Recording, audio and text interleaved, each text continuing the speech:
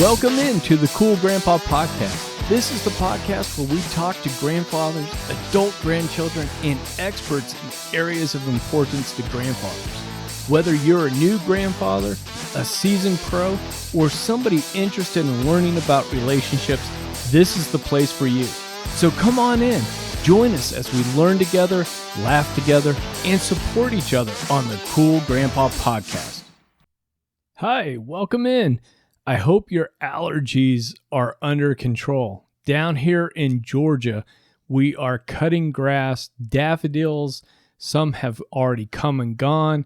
We've got high tree pollen counts going on, so it is springtime, which means we're getting really close to spring break for those little kids and summer vacations right around the corner when they might be coming to your house to visit or you might be going to their house. And if you are, what I'd love for you to do is consider buying my book, My Grandpa's Grandpa, to read to your little ones to help inspire and promote conversations about your grandparents. So you can find my book over at cool-grandpa.us down in the bookstore. Put your order in and happy to send it out to you. The other thing I want to remind you about is that on April 2nd, Google Podcast goes away. Everything's getting transitioned over to, I think, YouTube, or they're just shutting down the application. If you're listening to this podcast on Google, go ahead and migrate this along with some of your other podcasts over to a new podcast player. That way, in a couple of weeks, you're still listening to the Cool Grandpa Podcast as well as all of your other favorite podcasts. This week's guest is Matt Paxton. Now, Matt is a person who really jumps in and helps people sort through all their stuff. And there's so many different levels to why people hoard, and we get into some of that. But we talk an awful lot about Matt's awesome grandfathers, the influence that they had on him, and how he went from being an economist with the Federal Reserve to now cleaning out houses, cleaning out buildings, and helping people organize their lives, helping people be able to share those valuable memories that we all have that's associated with individual items, but maybe those items aren't serving us so much. So he helps us to understand how we can keep the memories of the stuff, but then also be able to let go of the stuff, so that it's easier for our kids to help us clean out the house, or even if we're downsizing, letting go of some of those things that we sometimes think we can't live without. He helps us understand that, yeah, you can live without those things. This is going to be a great conversation. Matt's an awesome guy, and I want you to be sure to check out the show notes because we've got links to some TED Talks, a clip from Jimmy Kimmel, ways you can connect with Matt, and all sorts of things that you can learn more about hoarding, collecting, and just decluttering your life. So you are going to love this conversation. Enough gab. Let's jump into it. Hey, Matt, welcome to the Cool Grandpa Podcast. I'm excited to have you on and excited to learn more about how we can organize ourselves a little bit better as we start to become grandparents and just kind of age and what we do with our stuff. Yeah, man. Thanks for having me. One of the things I would love to know is how you got into cleaning out houses and even buildings and things, because I think that's part of your background as well, is not just houses, but also buildings. Yeah, I mean, man, I was 24. I'm now 49, so that's 25 years ago. I was 24 years old, and my father, my stepfather, and both my grandfathers, they all passed away in about an 18-month time frame. And so I was this like very immature young kid, and I was rocked. I was devastated. Like, everyone listening here wants to be a good grandpa, and I lost them all, and the dads, right? So I was just devastated, and I was also very immature.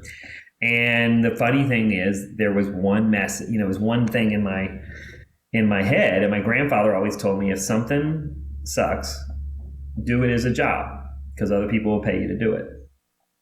And I had to clean all their houses after they passed away, and I cleaned out all the houses, and it was awful. I was devastated. I was lost. I didn't know what to do with the stuff. I was finding truths about your loved ones that you maybe don't want to find out. I mean, you're finding all this stuff, And, especially our generation, half the stuff our grandfathers told us was not entirely true. And then a lot of the stuff from the war, they hid from us on purpose, right? So that we didn't have to know the truth. And so I was finding all those things. And I remember thinking, man, this sucks. This is what he's talking about. And so 25 years later, I'm still doing it. My grandfather's business plan, I'm still helping. And I get to help families all around the country. Now, what I didn't expect was it would turn in really to a mission and almost, it's a passion, it's a mission. It's almost a faith for me. I mean, my whole life is now about helping people tell their family stories. And it's often because of the grandfather generation. Oh man, I love hearing that. Because we are a grandfather-centered show, I'd love for you to introduce your grandfathers a little bit. Let us know their names. Give us some background information. So I had two grandfathers. On my father's side, it was Russell James Paxton. We called him RJ. He was a pastor. He was he was a farmer, and he was a postmaster, and he was kind of an entrepreneur. But they were really, they were basically homesteaders. They moved out to Colorado way back in the 50s. They were fishing. I mean, the story goes, really great story. They were just fishing. They would go there every year from Oklahoma. They were farmers in Oklahoma, but they would go to this region of Colorado. It's right on the Wyoming-Colorado border. And the house is their land was at 9,900 feet. I mean, it's way up their elevation. And then the closest town is Laramie, Wyoming, but they were in Colorado. But they were way up there. Have you ever been there? And just phenomenal. And the front yard is the not Continental Divide. What's one of the race car goes down one of the mountain ranges. Backyard was the backyard was the Rocky Mountains, and the front yard was another mountain range. But it was just surrounded in a valley. Anyway, they went fishing, and then he went into the country store to buy some worms. And my grandma said he was in there 10 minutes longer. And he came out and he goes, "We bought the store. We're moving here." Oh, wow. Okay. I mean, I would spend every summer there. I'd spend a whole month, if not 2 months, with my grandparents, just me and my brother. We would fish and we would cut wood and we would can food and work the garden. And our job, their whole life was about getting enough food for the winter. And because their winter was like October to March. And it was all about survival. And so they built the house by themselves with their hands. They would go in the woods and cut the trees. They did it all. And as a kid from Virginia, that was the most magical thing in the world. I used to watch my grandfather would break broncos, which means he would someone would bring him a wild horse and he would ride it until it wasn't wild anymore. And that was his side hustle. And he would do that. And we would just sit on the fence and watch him get beat up by a horse for 2 days. Oh, wow. And I later found out he'd get $100 for that, which was like $1 million to people that don't actually like money. They didn't really live. Everything was barter there. You'd trade food, you'd trade, cattle, you'd trade everything for other food. But they were just amazing people. And I loved being there. I knew it, but they were very simple, off the land, hard work, full of faith. And I didn't realize how special that was till I became a dad. And, I think a lot of our generation, you don't realize how great your grandparents are or how bad your parents are until you become a parent. And man, I really appreciated my dad's grandparents. And then my other grandfather was just also an entrepreneur, straight up hustler. And his name was Linwood Lewis Luck. And he was a salesman, man. My favorite story about him, both of them were in the war and in World War II. Very different experiences. My dad's grandfather, Russell, he was in Alaska, and he was on the hot air balloon that would go up each day. They'd go up on a hot air balloon, and they would look at Russia, and then they'd come back down. And that's what he did every day. And my other grandfather was in Italy. He was infantry in Italy, and he lied about his age at 17 to go to the war. My favorite story about him is he had lied about his age. He knew he was going to fail high school. He was a great salesman, but a pretty bad student. And he went to the high school and said, "Hey, look, I'm going to the war next week. We both know I'm going to die. Do you want my mom to read in the paper, Linwood Lewis Luck dies? Or do you want her to read, Linwood Lewis Luck, graduate of Thomas Jefferson High School?" And the lady passed him. He had no business graduating. And so that started my grandfather's life as a salesman. And I got to spend being a child of divorced parents, I got to spend an enormous amount of time with my grandparents. And I was very lucky. I got weekly, I spent every week I was with my mom's parents, and then I would spend the whole summer with my dad's parents. And so later in life, you really realize how important grandparents are. I would not be the entrepreneur I am. I wouldn't have the job that I have if I hadn't had the grandparents that I had. I love that because at least with RJ, that sounds so much like my grandfather. So I was a kid growing up in Northern Virginia, a little ways north of where you were in Richmond. Yeah, I was born in Richmond, man. Yeah, I was up in just outside of DC. But my grandfather had built a farm, homesteaded over in Oregon, and same kind of thing. Got 40 acres, I think. Yeah. Had to improve it. Also worked as a rural postman. And so Really? he Wow. would be driving out. I mean, his route, he would get in his car, put the little magnetic sign and everything up top, go out, deliver everybody's mail, come back, work the farm, and same thing. A big garden plot to get beans and onions and potatoes, especially over there in Oregon, Idaho area. But yeah. And one of the big things too, and I'd love to talk about it, is the different when you come across these guys that are farmers, and when you're doing the cleaning up of that compared to just the houses and stuff. Because my grandfather didn't throw anything away, little piece of angle iron, whatever. So ironically, I didn't know hanging out my grandfather's barn would really prepare me for my life of cleaning out people's houses later. So the red Folgers coffee can is the one you'll remember. The big metal red. Back then, coffee was blue or red. That's it. Folgers had dark and light. Right. and it was a red. My grandfather lived off of coffee, and it's about the only thing he bought. Honestly, everything else they grew or hunted themselves. But he would get this big red cans of Folgers. So we had probably 100 of those in our garden, and because he would put them around tomatoes. He would reuse them for everything. But he would use them to carry all the pennies and nails and different types of nails. I mean, we had every piece of scrap metal. When I was cleaning his house, his barn, I started pulling out hay bales, and I found massive, like tractor pieces, and I mean, huge, like saw blades that were 4 foot round in diameter. And you're like, what? He didn't even have a cutting device like that. Like, right. How did he get this, and what did he get it for? But he saved everything. And I mean, like when he passed, we were gonna keep the house, and I said, well, what would it take me to get this thing to code to be able to rent it?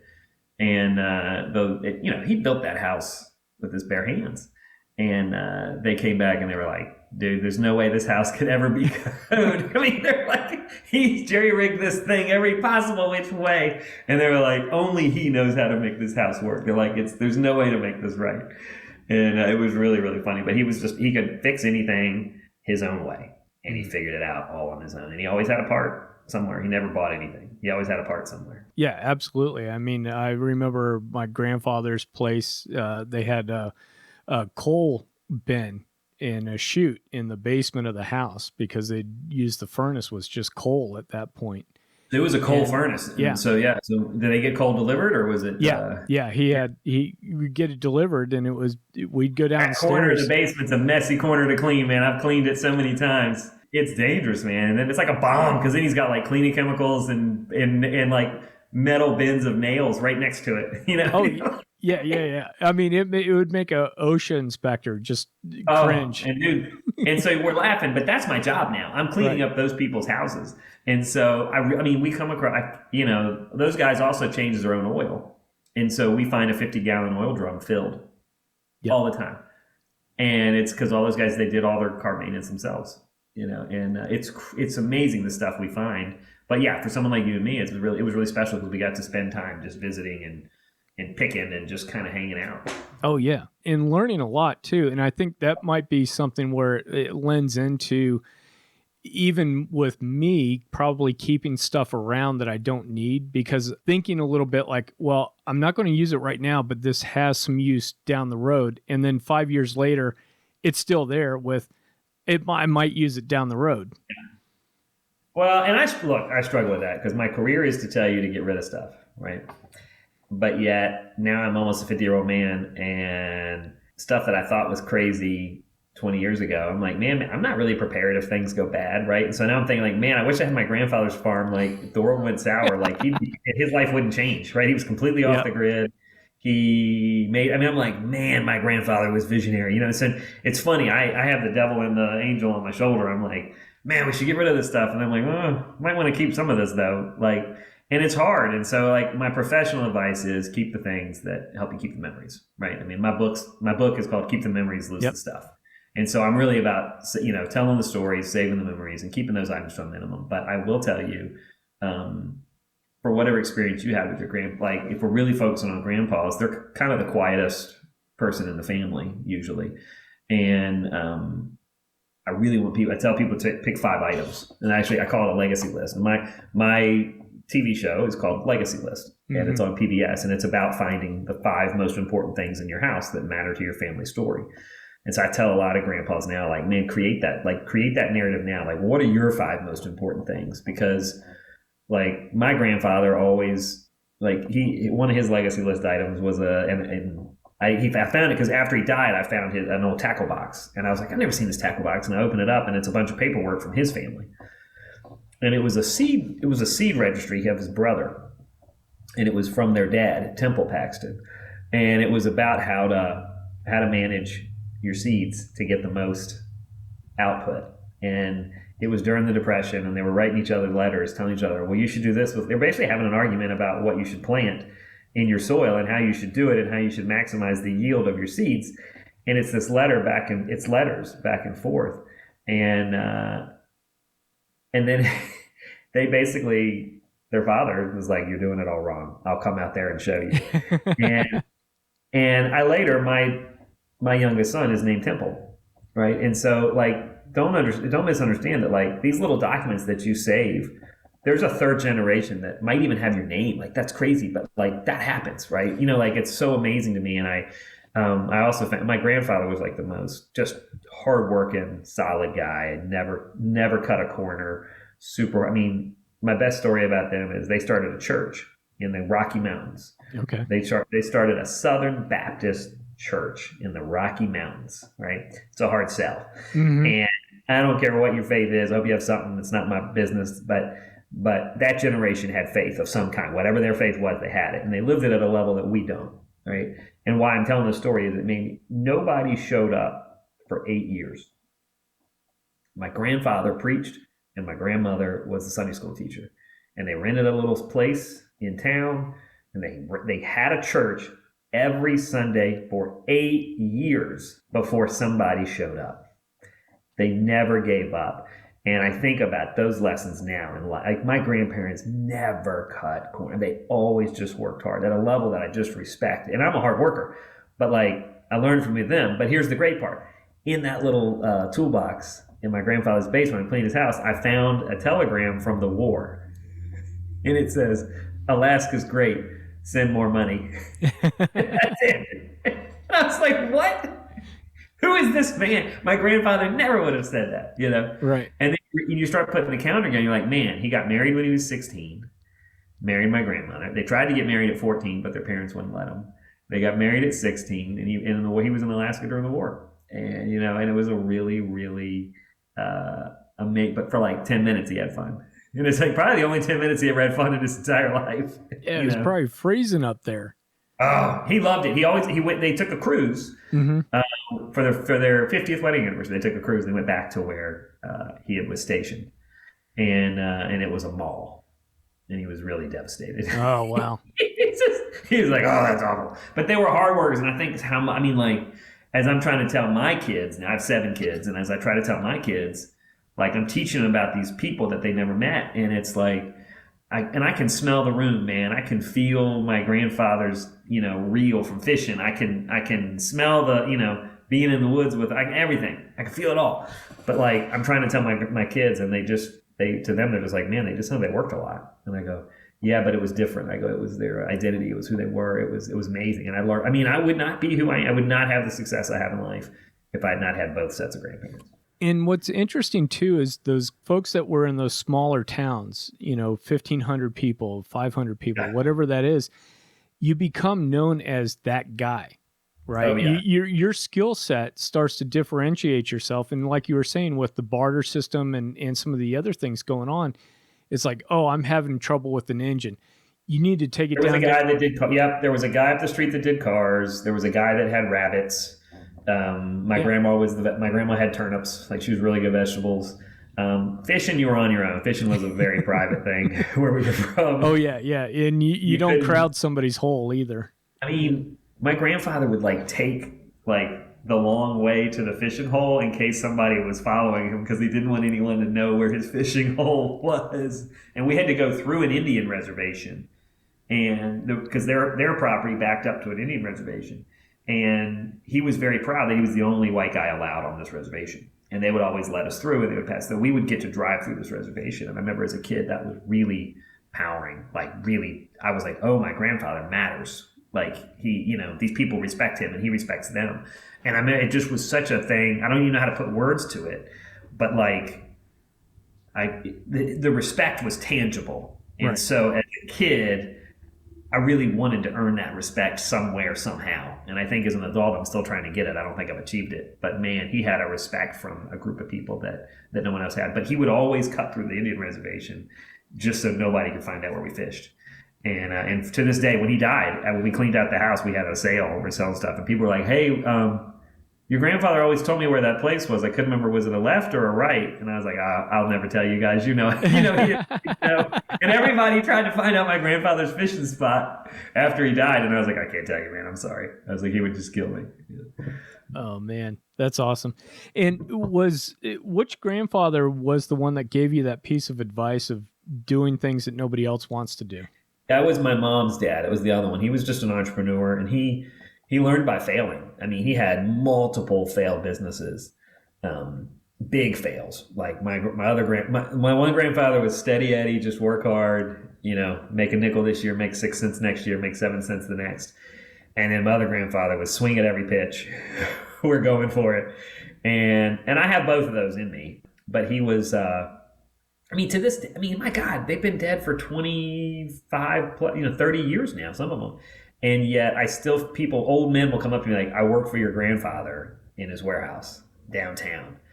And like all these people work, or like people come to me, man, my grandfather worked for your grandfather. And again, the respect that comes back. But he was just a hardcore entrepreneur, and he always gave me a ton of like tangible business advice that I still give to people today, which just blows my mind. That advice really helped steer that career that you've got now with cleaning this stuff out, because like you said, nobody wanted to do it. And then you had to do it, but you also had the emotional component to doing this. Your first few houses were your dad, your stepdad. Yeah. So my hardest 4 houses were the first 4, because I'm like going through my dad's stuff, bawling, grandfather stuff, bawling, stepfather, bawl. it was like being out in the ocean and just the waves keep coming and you never get a breath, So I had a year of people dying, and then I had the next year was me going through all their stuff, and it was really, really emotional. And but my grandfather's advice really got me through it, and I knew he was right on the business side of it. We would go to, after church, we would go visit the shut-ins. I would go with my grandfather every Sunday, and little did I know, I was learning how to do a prospect for my business. All my business is old ladies, and I was learning how to, not old lady, 65, that's young, my God. But when you're 10. Right. And, I would go and hang out with my grandfather, and we'd take these ladies food and hang out and get to know them and just visit. And it's funny, as I train my sales team now, a lot of that is like, hey guys, stop worrying about money. Just go and visit, get to know these people, talk to them, listen to their stories. And it's all the things I did when I was a teenager with my grandfather. And it's a skill that's lost. Like, people don't visit, they don't sit, they don't get to know people anymore. And I learned it from my grandpa. And I cannot stress, I'm not a grandpa yet, but a lot of my friends are starting to become grandpas. And I have 7 kids, so I'm assuming I'm going to have a lot of grandkids at some point. But like, I can't, I think some of us don't realize like what we're teaching. These kids look up to us, man. They really look up to us in this role. And like, I probably didn't get it till I was like 30. I knew something was special, but I didn't realize till my mid-30s how important my grandparents were. And I can't wait for it. That's my goal. I want to be a grandpa. Like, that is my whole goal. My kids don't have grandpas because they all passed. So my whole goal in life is to make it to grandpa status. Like, that is what I need to do, because I just can't wait to be a grandpa. Be there for my adult children, and then also be there to be a good grandpa. Yeah, absolutely. I mean, that's one of the biggest things is that, intentional grandfathers make Yeah. such a huge difference. Huge, huge. And I think both my grandparents were training me to be good men. Hmm. I mean, they were training me to be part of society. They were not just training me to they didn't care if I was an athlete or any of that crap. They wanted me to be a good man and to be a good entrepreneur. But I'm very lucky. I mean, you got to understand, I'm almost 50, so our grandparents didn't really trust the government for good reason, right? And I'm not trying to get bad here, but they believed in providing for yourself is a better way to say that. And so they wanted me to be prepared to provide for myself at all times. Well, and I think you see this when you're cleaning out people's house that lived through the Depression and things. I mean, you've got the jars full of money buried in the gardens. You've got the stuff in the books. You've got stuff around. I now carry a metal detector on every job because we are hitting the gardens now because we find so much money in these houses, or we find them all around. I mean, look, their parents got screwed by the banks, and so rightfully so, they don't trust them. I mean, I found out it's amazing stories you get here. They get passed down, but yeah, they were ready, they were prepared, and they would fight for their government, but they didn't depend. They'd fight for their country, but they didn't depend on their country to provide for them. And it's it's an interesting way to look at it. And the farther I get away from that generation, the more I respect it. I mean, they did it right, man, and they worked hard, and they lived in the same neighborhood for 60 years. So they have relationships and friendships that we don't get because we move around. Yep. And they built communities. They built the first communities in our country. And it's really amazing when you think about it. The thing that I love too is, and you have to understand when you're a grandkid or somebody going into your grandparents' place after they've passed and you're finding those jars of canned fruit that are 15 years old, there's a reason 50, behind not 15, it. 50. Yeah. But there's that reason behind it. And I think that intrigues me as much as anything. Yeah. And honestly, dude, I don't mean to get weird, but I respect it more and more every day. I'm like, man, I wish I'd canned more than I wish I'd listened to my grandma. They were prepared, man. They were prepared not for a winter.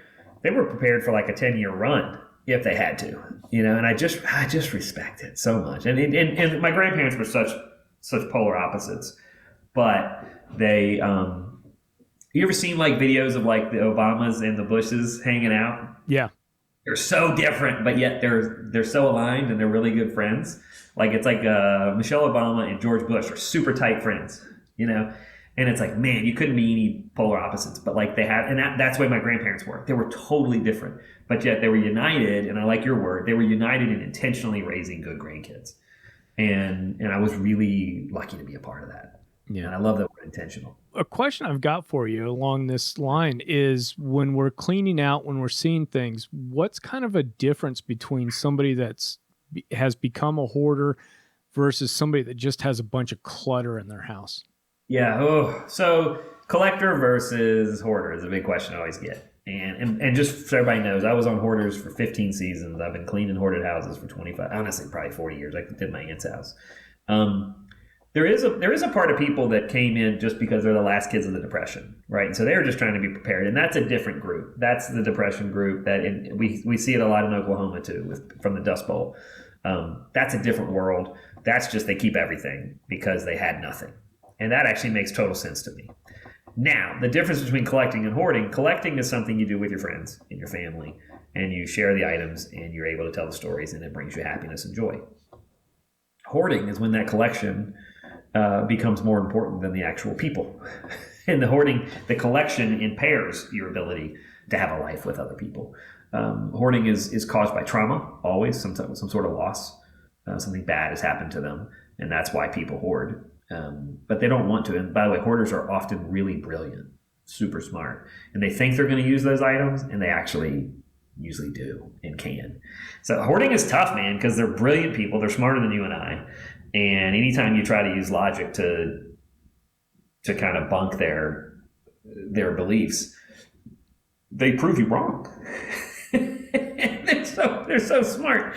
And you can't outwork a hoarder. You can't out hustle a hoarder. Hoarders, they know how to survive much better than you and I could. And so there's no way to beat them. So the only way to beat them is with compassion and with kindness and understanding.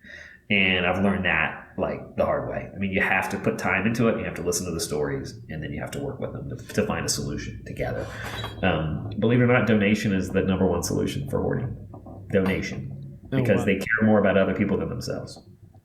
Well, sure. Well, and to your point, that's the stuff they have, whatever it is they're collecting, has some sort of utilitarian value to it. I mean, it's emotional value or financial value, and then if you go to that generation, there's a physical value too, right? A survival value, and so there's different levels of value. But when someone talks about the prices, the financial value, that's your red flag, right? If you're cleaning out a house and Grandpa talks about how much it's worth, first of all, it's not worth what he said it was worth. And second of all, he's just trying to wear you out. He's not getting rid of that thing.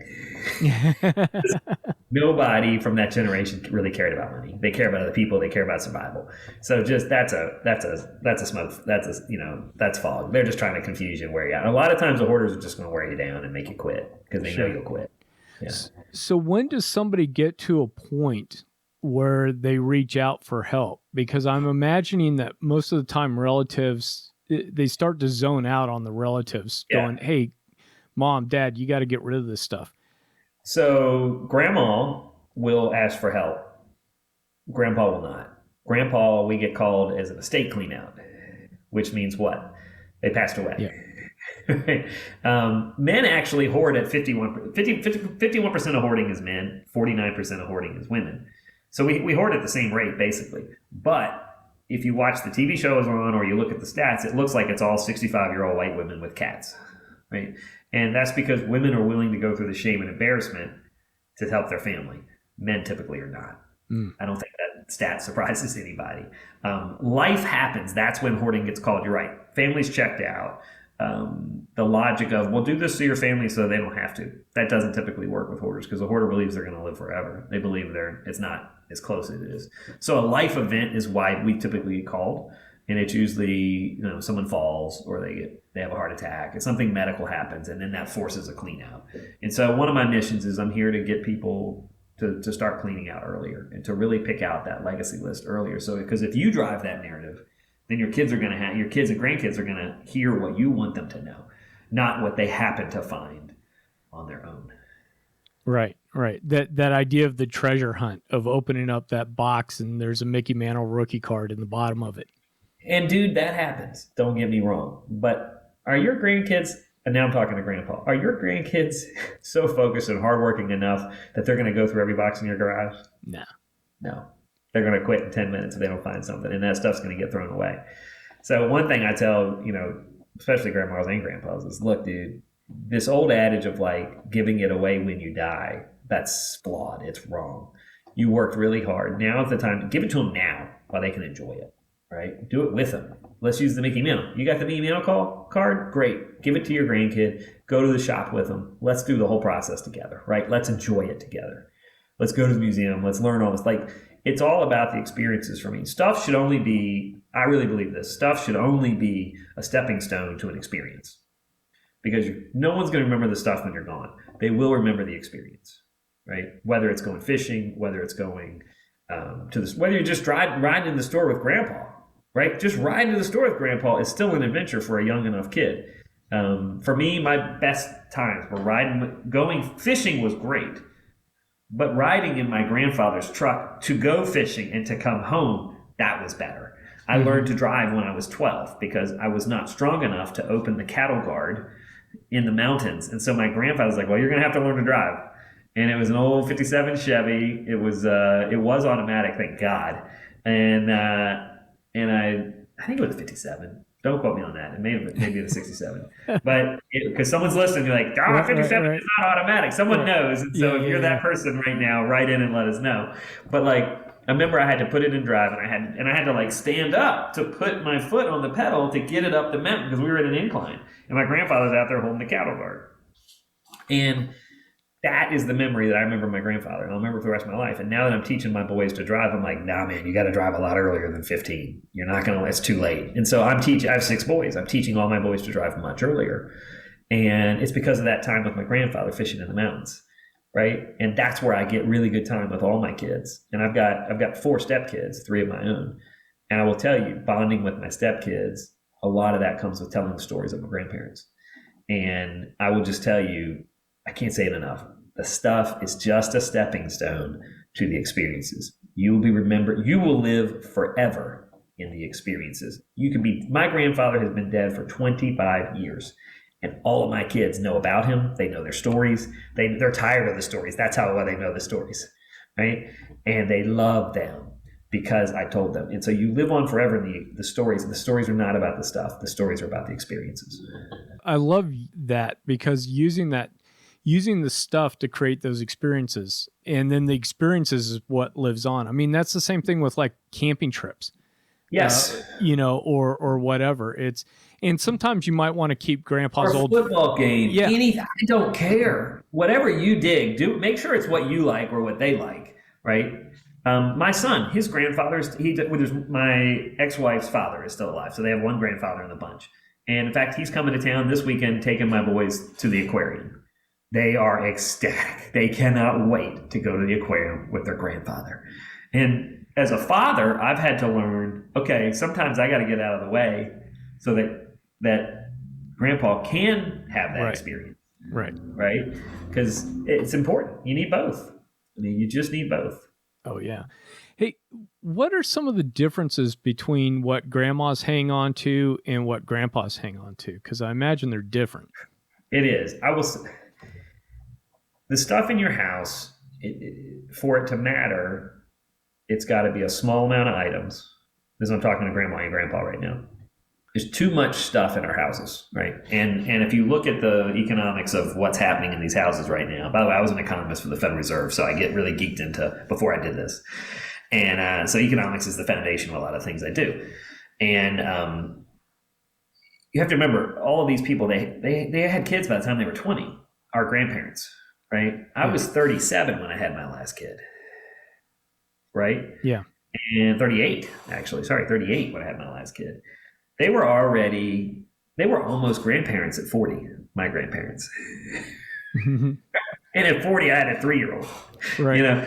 And so what the reason being that is you've got 2 generations of stuff getting ready to come to us. If you're 50, you've got your grandparents and your parents' stuff is coming to you, boom, boom, right at the same time. So the houses are, so we have 3, my stuff, my grandparents' stuff, my stuff, my mom's stuff, and my grandma's stuff. I'm getting it all in the next 5 years. And then, if you dump all that stuff into one house, it's too many items, too many stories. And so for the next generation, for the millennials that we want to give as grandkids, you got to really pare that down to 5 items. I mean, that just so we're really clear, 5 items per kid. That's it. And so that means grandma's probably got 3 and you probably got 2 as grandpa. You guys have to intentionally make this decision. So I'm telling you right now, write down the list. Like, what do you want your kid to know about your family? Like, you got to be your word is right, intentional. What are the stories you want them to know and the lessons you want them to know? And the items that you share with them have to be based, or the items have to lead them to those stories.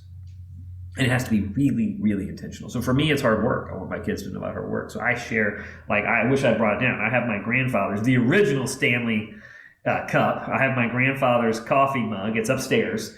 It was his Stanley. He took to work every single day. He'd fill it with coffee in the morning. It's the original Stanley from the 40s. He would put it in his window on his truck. He would take it fishing. He would take it to work. He drank coffee all day off this thing. And there was never a day I didn't see my grandfather use it. And so when he passed, that was the item I wanted. And so it sits in my room or in my office at all times. And I tell my kids, this is about hard work, right? This is all about it. And so that's the mission. So it's a stepping stone to all these cool stories about my grandfather, but I leave it out. Mm-hmm. They see it. If it's in a box in your garage, it's not out. No one's going to hear the story. It needs to be in the house, present. So if people ask, and then you tell the stories. I tell people all the time now, you don't need the China hutch anymore. And grandma wants the China hutch, right? Grandma worked really hard for the China hutch. Nobody wants the China. I'm saying get rid of the China and put the most important items in your China hutch and make it like, I call it a legacy list trophy case. I want that China hutch to be the place that the grandkids come to and look at and say, wow, what's that? We'll sit down. Let me tell you a story. Yeah. Wow, what's that? We'll sit down. Let me tell you a story. And it is a vehicle. I cannot stress this enough. It has to be visible. It has to be in front of you. It has to be accessible. And then you got to tell the story. You got to take the time to tell the story because that is what your grandkids remember. And it lives on for generations way past you. Way past you. You'd be gone for 25 years and I'm telling amazing stories about you. And that is what it's about, man. That is how you build good, strong men and women for generations to come because you took the time to be intentional now and tell the foundational stories. I'm getting preachy here, but I'm telling you, this is what I find in these houses and this is what works. That's what's great though, is stressing that it's the item that's connected to the story, that's the gateway into it, right? That's what you're saying. It's like the kids are going, well, why do you have this old mug? Why do you have this old thermos? And then it's but like they're curious, they're inquisitive. Right. You saw it. Like, what's that weird, stupid mug there? Right? Yeah. My best piece of advice my grandfather ever gave me. This is my mom's dad. And I have his whiskey tumbler, right? The thing he would drink whiskey out of. And I still have it. I don't drink whiskey though. But I have the cup and it sits in my kitchen and it's a really beautiful cup. My grandfather's advice was very simple. He said, always drink with your left hand because it means you have a dry hand to shake. Okay. Right? I cannot tell you how many of my former employees have come to me and said, man, that advice your grandfather gave you, I told it to my son the other day. Always drink with your left hand so you have a dry right hand to shake. Right? Right. Simple advice, right? But I did it one night. I was drinking beers with my employees 20 years ago. I told that story. My kids aren't even old enough to understand that yet. My kids are young. Hopefully they don't understand that story. But when they do, I'm ready to go and I got that story and I can't wait to tell them, right? But it's so funny. So many of my employees have come here like, man, that thing your grandfather said was so dead on. I tell everybody, and I mean, I'll be like at a function and I'm drinking on my left hand and like buddies will come up to me like, left hand, you gave me that advice in college, man. It was really good advice, and I've told everybody. All came down from my grandfather because it was simple, it was easy to tell, and he had one item to tell it. Right. And it was accessible. So I really want to stress that, folks, if you're listening, get rid of all the clutter, man, and just have a space. Maybe it's a fireplace, man, or whatever, but have a place where it's designated that you put the most important items in your family, and it makes the kids ask, what's that? And then take the time to tell the story. That's great advice. I love that.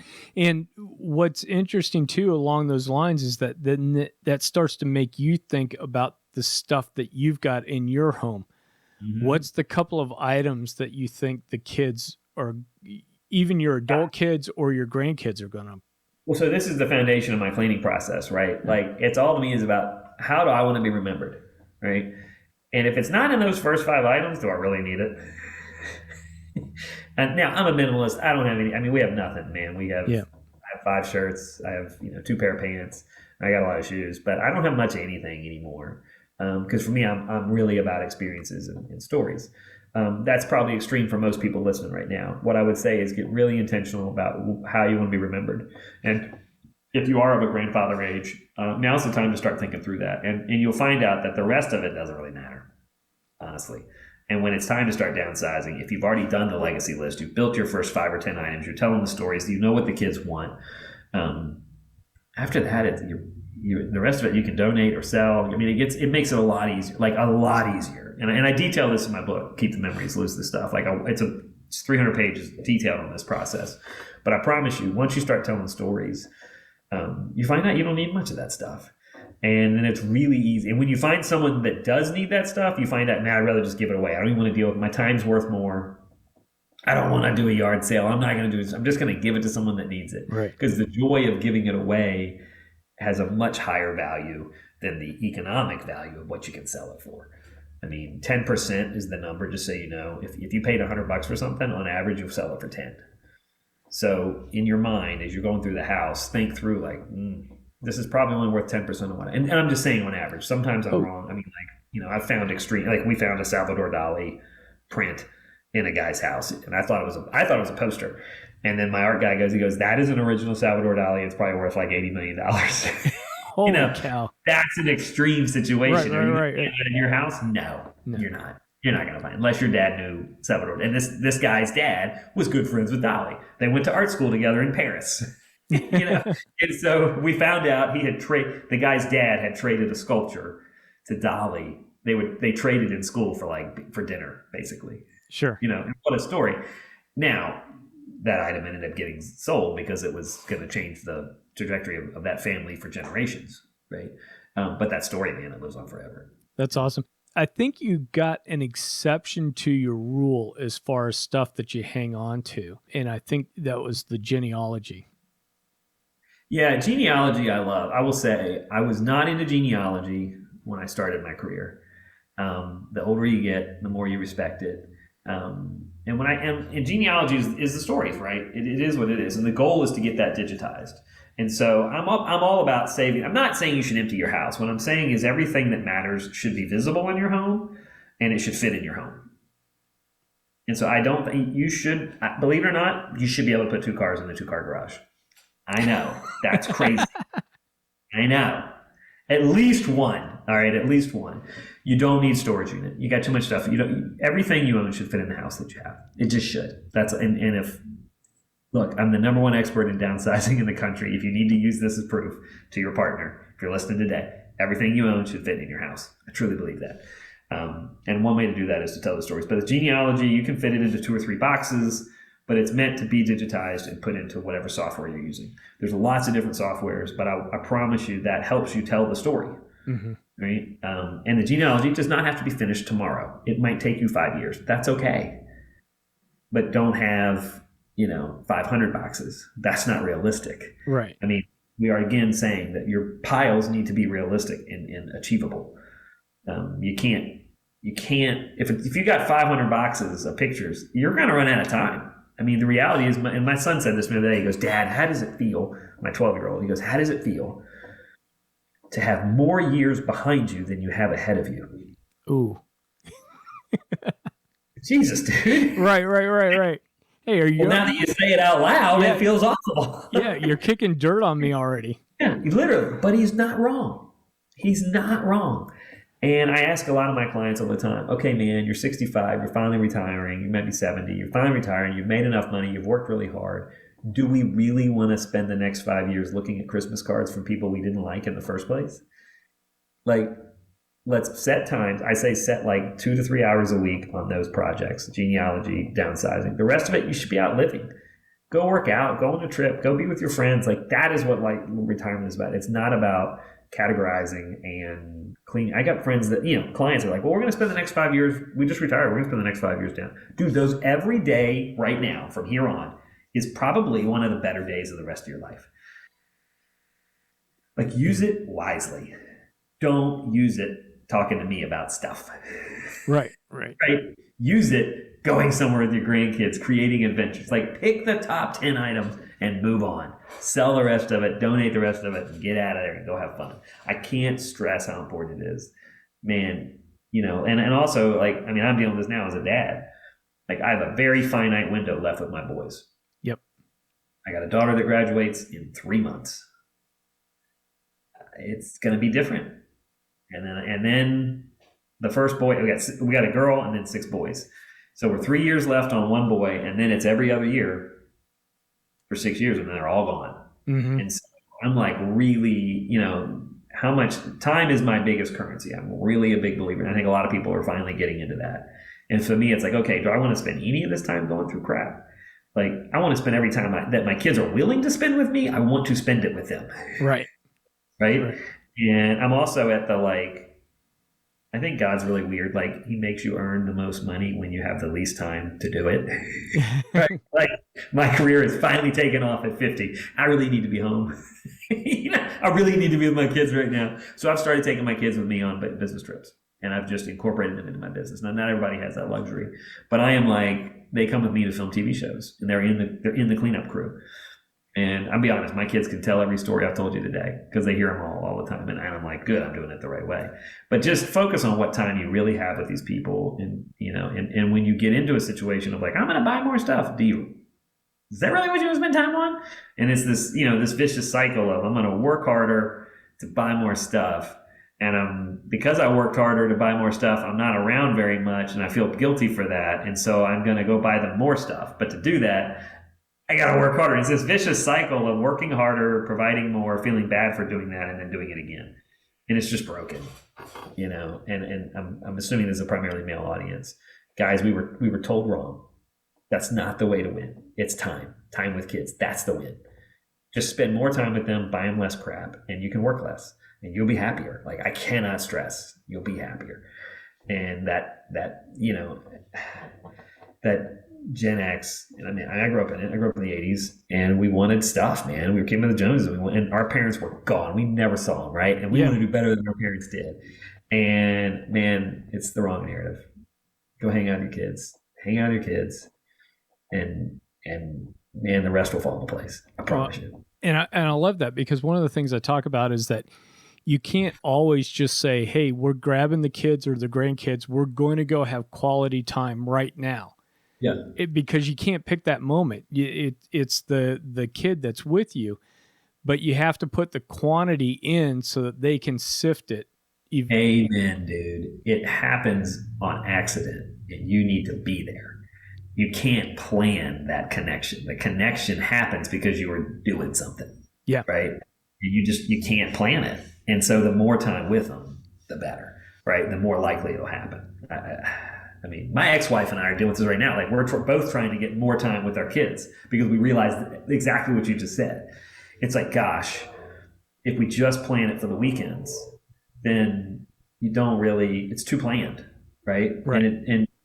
And so we're like, man, we've got to do a better job of getting more casual time. Like, I have my kids all during the week. And so it turns out we used to fight for getting weekends, and now we're fighting for getting weekdays, because we're finding out as the kids get older, the better interactions are in the weekdays. Yeah.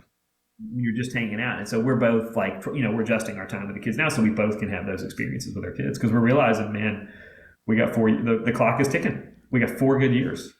Yeah. Yeah. Well, because that's what hit me as my kids started going through high school too, was like, we got 3 more Thanksgivings where everybody's going to be around, because once the kids get married and separated, and it'll be one time here, one time there. And man, that time. I invited my ex-wife's boyfriend for Thanksgiving last year because I wanted all the kids there. Right. And we're all like, dude, guys, we got to start working together, because it's a family that we don't even know yet that's going to get our kid half the time for the next 40 years. Yeah. Right. It's so important. I mean, so it's funny that I shouldn't talk about my ex-wife so much, but we're good friends, and we are really intentional about the intentional planning. She and I are like, well, wait a minute. Where are we got to make sure we're going to retire in the same place together, right? Because we want the kids to all go to the same place so we all get time. Yeah. Right? So like, we're getting really intentional about it. And then of course I got to get my wife and her potential partner. Like, we all have to get aligned so that we get these kids as much as we can. Because you're right. Once that Band-Aid's off, man, they're gone. And you're with the kids 2 weeks a year. Yeah. No, I don't think so. I didn't work so hard for that, Right. Matt, I've had you on for a while. Is there anything about hoarding, cleaning up, anything about your grandfathers that you want to bring up that maybe I haven't asked you about? I just want to stress, tell the stories, man. The cleaning, look, it's what I do for a profession. I will tell you, I got 25 years of experience to tell you right now. If you intentionally start to plan now, and I want you to go home and write the 5 most important stories you want your kids and grandkids to remember. It might be about your people above you. It might be about you, whatever. If it's the experiences, the trips, like my favorite story with my grandfather is we went fishing. And we would always go fishing. And one year we were in the back of the truck. That was the greatest thing to do, right? Ride in the back and pick up on the dirt road. And we had all of our fish creels in the back, and we're sitting on tires. And my grandfather's driving through the Rocky Mountains, a single lane dirt road. And a bear comes down and starts walking towards us. And I was a kid. And I'm like, Grandpa, knocking on the window, look, there's a bear. And I'm excited. Wow, look at a bear. And my grandpa's, he's like getting faster. And the bear starts to gallop. And I see my grandpa, and he's going around this like rocket. And if another truck comes, we're screwed, right? And I remember thinking, Grandpa, there's a bear. And I'm all excited. And my grandfather's freaking out. And he's like, throw the fish out, throw the fish out, throw a fish out. And we couldn't understand him, and he's driving. I know now as a father, my grandfather's freaking out, right? Like, if these kids get eaten by a bear. Right. And so my brother and I, we throw all the fish out. We throw we've each caught 4, and my grandfather's caught 8. So we throw out 16 fish on the road. The bear sits down, he's eating them, and he slams on the brake. He's like, get in. He gets in, he peels away. We get home. It's an hour drive, by the way. We get home, and we're laughing. We can't believe we escaped a bear. We're all excited. We get home, and he's like, where are all the fish? And he goes, I go, you told us to throw them out. We threw them all on the road. And he goes, no, I said throw one fish. And so a saying in our family is don't throw out all your fish, right?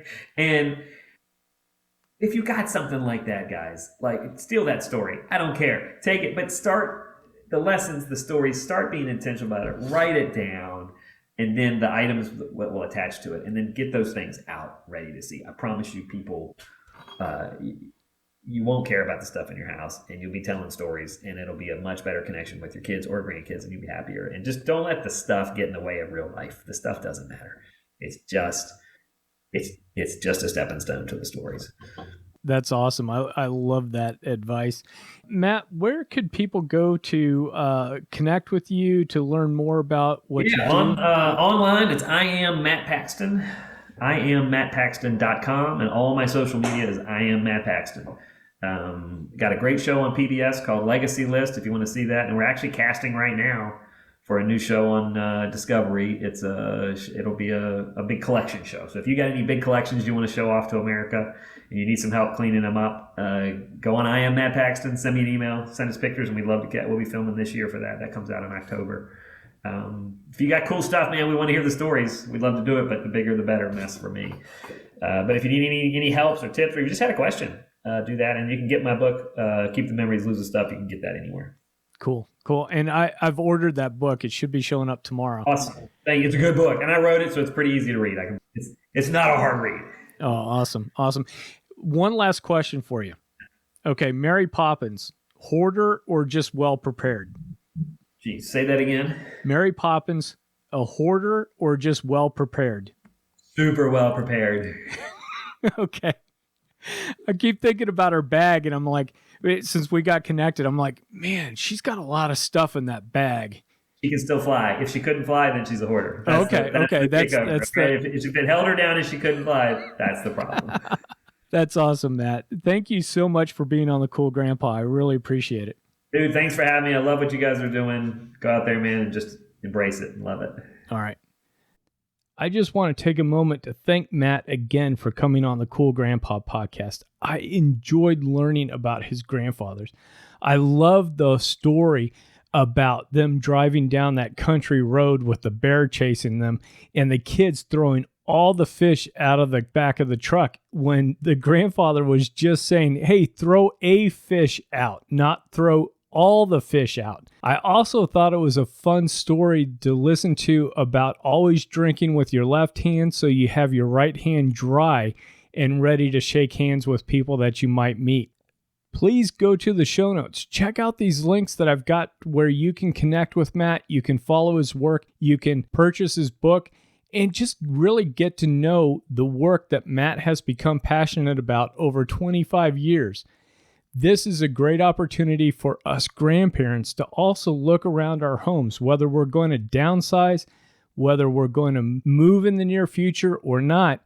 It's a great opportunity for us while we're able and energetic to start to go through and thin out some of the things that we have, to take pictures, to do some of these simple steps so that we can keep those memories, keep those stories around, but maybe not keep all the items that are attached to those memories. So I hope you enjoyed this show, and until next time, remember to stay cool. Thank you for listening to the Cool Grandpa Podcast. If you've enjoyed this episode, please do me a favor and share it with a friend. That's the best way you can help us to expand our community, as well as get the news out about how valuable grandpas are in the lives of those kids. If you'd like to leave me a comment or shoot me a potential topic for this podcast, please go to www.cool-grandpa.us. Look for the comments tab, fill it out, hit submit. It's as easy as that. Until next time, remember to stay cool.